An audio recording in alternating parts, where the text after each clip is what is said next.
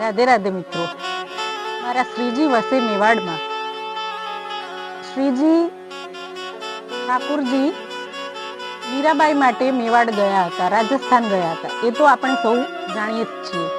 पण मीराबाई सिवाय बीजी एक राजकुमारी हती, अजब कुमारी। एमना माटे पण ठाकुरजी राजस्थान गया हता। तो आजे आपणे प्रसंग सांभळीशुं अजब कुमारीनो। अजब कुमारी एक राजकन्या हती, राजकुमारी हती अने व्रजमां ठाकुरजीनी माया एમને लागी गई। एणे एना पिताजीने पूछ्યું કે મારે વૃંદાવન જવું છે, વ્રજમાં જવું છે। પિતા રાજા હતા, માન્યા નહીં, ના પાડી દીધી કે ના એવી રીતે તો નહીં જ મોકલું, તું રાજકુંવરી અને તને એવી રીતે ત્યાં વૃંદાવન મોકલું તો લોકો શું કહેશે, રાજાની કુંવરી વૃંદાવનમાં જઈ અને દાસી બની ગઈ, એવું તો ના થાય।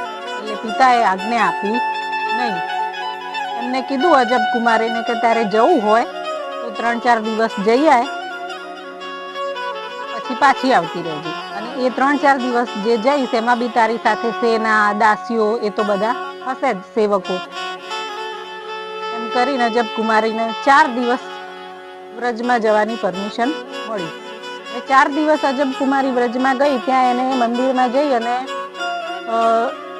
જોયું એ તો પાછળ ઊભી રહી, દર્શનાર્થીઓ દર્શન કરતા હતા, દૂરથી ઠાકોરજીના સામે જોઈ અને પ્રાર્થના કરે જાય છે કે ઠાકોરજી તમે જ કંઈક કરો, મારા પિતાજી તો માનવાના નથી હવે, અને હું તમારા વગર રહી શકતી નથી, હવે તમે જ કંઈક કરો કે જેથી મને તમારા જોડે રહેવા મળે। એમ કરી અને એ ત્યાં આગળ મંદિરમાં દૂર ઊભી ઊભી વિચારી જતી હતી। પછી એને વિચાર આવ્યો કે અહીંયા મંદિરમાં સેવા માગું તો મને ઠાકોરજી જોડે વધુમાં વધુ સમય વિતાવવા મળશે। એટલે એણે મંદિરના જે અધિકારીઓ હતા એમને પૂછ્યું કે મને કોઈ સેવા આપો। તો અધિકારીઓએ કીધું કે અહીંયા તો મંદિરમાં તો બધા પુરુષો જ સેવા કરે છે અને તમે સ્ત્રી છો અને એમાં બી તું તો એક રાજકુમારી છે, તને અમે કેવી રીતે સેવા આપીએ? તો અજબ કુમારીએ કીધું કંઈક તો રસ્તો હશે ને જેનાથી મને મંદિરમાં સેવા કરવાનો અવસર મળે અને હું ઠાકુરજી જોડે વધુમાં વધુ સમય વિતાવી શકું। તો મંદિરના એક પૂજારીએ કીધું કે એવું કંઈક કરો કે જેનાથી તમને કોઈ કલા આવડતી હોય તો તમે ઠાકુરજી જોડે રહી શકો, અને કંઈ ગાતા આવડે છે, કંઈ નૃત્ય કરતા આવડે છે જેનાથી હું ઠાકુરજીને રીઝાવી શકીશ? તો અજબ કુમારીએ કીધું હું રાજકુંવરી છું અને અમારા રાજઘરાનામાં તો એવું કંઈ રાજકુંવરીઓને છોકરીઓને એવું કંઈ અલાવ હોતું નથી કે નૃત્ય કે ગીતો કે બધું કોઈ કરતું હોય, એવું અલાવ હોય નહીં, એટલે મને એવું તો આવડતું નથી। તો પૂજારીએ કીધું તો પછી શું કરશો, કંઈક તો કરવું પડશે ને, એમને તો કેવી રીતે તને ટાઈમ અહીંયા ગુરુ ઠાકુરજી જોડે ટાઈમ વિતાવવા માટે મળશે, સમય વધુ સમય તમે રહી શકો? ત્યારે અજબ કુમારીએ કીધું મને એક વસ્તુ આવડે છે। બોલે શું? બોલે મને ચોપાટ રમતા બહુ સરસ રીતે આવડે છે, તો હું ચોપાટ રમું ઠાકુરજી આગળ? પૂજારીએ કીધું કે ઠીક છે, તું ઠાકુરજી જોડે ચોપાટ જ રમ, એ જ કામ કર, એ જ સારામાં સારી સેવા। પછી અજબ કુમારી ચોપાટ લઈને આવી ગઈ મંદિરમાં, ઠાકુરજીના સામે બેસી ગઈ, દર્શનાર્થીઓ પાછળ દર્શન કરે છે, એને એની ચોપાટ બિછાવી દીધી અને અજબ કુમારી ચોપાટ રમવાનું શરૂ કર્યું। એકવાર એ એનો દાવ રમે અને બીજી બાજુ ફરીને સામે જતી રહે ત્યારે ઠાકોરજીનો દાવ રમે, વારા ફરતી બંનેના તરફથી અજબ કુમારી જ રમતી હતી। અજબ કુમારી ચોપાટ રમવામાં એટલી નિપુણ હતી કે એને કોઈ હરાઈ ના શકે। એટલે જેમ જેમ ચોપાટની રમતો ખેલાતી ગઈ, જેમ જેમ દાવ ચાલતા ગયા એમ એમ ઠાકોરજીને પરસેવો થવા માંડ્યો, કેમ કે એવું લાગ્યું કે અજબ કુમારી રમવામાં તો એકદમ નિપુણ હતી એટલે ઠાકોરજી હારી જશે। તો ઠાકોરજીને આમ પરસેવો થવા માંડ્યો અને અજબ કુમારીને એ દેખાતું હતું કે હવે ઠાકોરજીને માથા પર પરસેવાના ટપકા આવવા લાગ્યા છે। તો અજબ કુમારી તરત જ પછી એવી ચાલ ચાલતી કે ઠાકોરજી જીતી જતા અને ઠાકોરજી જેવા જીતી જતા તરત જ ઠાકોરજીના મોઢા પર મુખમંડલ પર એક સ્મિત દેખાતું. ત્યારે અજબ કુમારીને બી આમ આનંદ થઈ જતો કે તો ઠાકોરજી જીતી ગયા. આવું 3 દિવસ સુધી ચાલ્યું. રોજ અજબ કુમારી ઠાકોરજી જોડે ચોપાટ રમે. રોજ ઠાકોરજીને થોડી વાર પરસેવો આવે, પછી ઠાકોરજી જીતી જાય એટલે પાછું એમના મુખમંડલ પર સ્મિત પણ આવી જાય. પછી ચોથો દિવસ આવ્યો. અજબ કુમારીને આજે તો જવાનું હતું, તો અજબ કુમારી ચોથા દિવસે મંદિરમાં ગઈ. મંદિરમાં જઈને બરાબર ગુસ્સામાં હતી, દુખી પણ હતી. આંખો તો આખી રાત રડી રડીને લાલ થઈ ગયેલી હતી કે હવે આજે મારે જતું રહેવાનું છે એમ. પછી એને મનોમન જ ઠાકોરજીને કીધું કે ગુસ્સાભરી નજરોથી જોયું અને ઠાકોરજીને કીધું કે આજ તો ગમે તે થાય, આજ તો હું તમને જીતવા નહીં દઉં.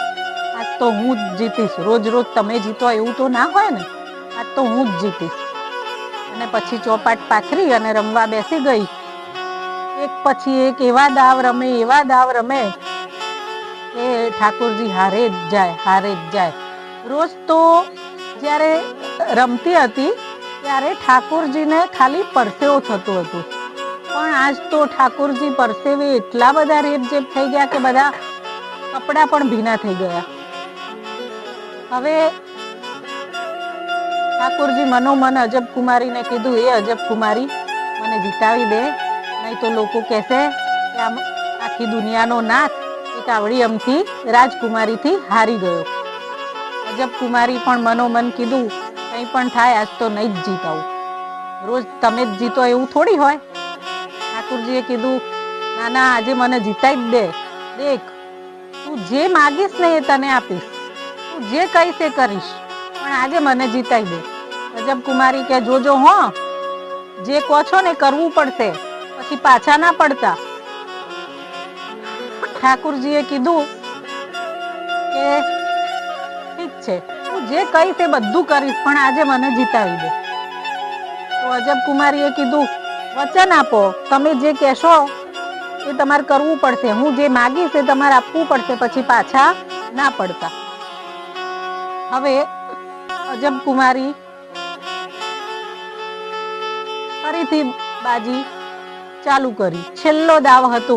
આમાં નિર્ણય થઈ જવાનો હતો કે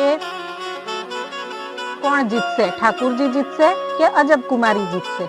અને છેલ્લા પાસા અજબ કુમારી એવી ચાલ ચાલી કે ઠાકોરજી જીતી ગયા અને ઠાકોરજી ખુશ થઈ ગયા. અને ખુશ થઈ અને ઠાકોરજી અજબ કુમારીના ખોળામાં આવીને બેસી ગયા અને કીધું કે એ તો મને બહુ ખુશ કરી દીધો, હું બહુ ખુશ થઈ ગયો, તું રોજ રોજ મને જીતાવતી ગઈ. માંગ, તારે જે જોઈએ હું તને આપીશ, મેં તને વચન આપ્યું છે.